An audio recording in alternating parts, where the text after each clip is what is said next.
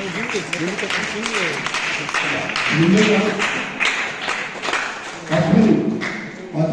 7th class student. ఆమె దీన్ దయాళ్ ఉపాధ్యాయ గురించి మాట్లాడారు.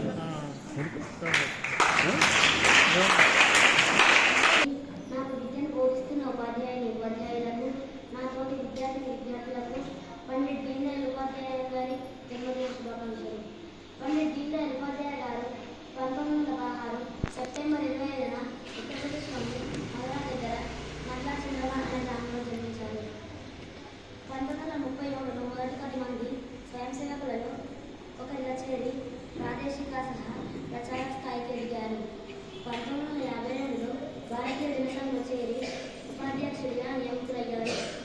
1947లో జనసంఘ అధ్యక్ష పదవి చేపట్టే వరకు ఆ పదవిలో కొనసాగారు. దీన్ దయాళ్ గారి పత్రికలు మొదటిది ఆర్ఎస్ఎస్ వారపత్రిక పాంచజన్య, 2 స్వదేశ్ దినపత్రిక. భారతీయ జనసంఘకు సిద్ధాంతాలు లేవన్న వారి నోరు మూయించడానికి ఏకాత్మక మానవతావాదం అనే సిద్ధాంతాన్ని ప్రతిపాదించారు. కొందరు మరణించే వరకు జీవిస్తారు, కొందరు మరణించిన తర్వాత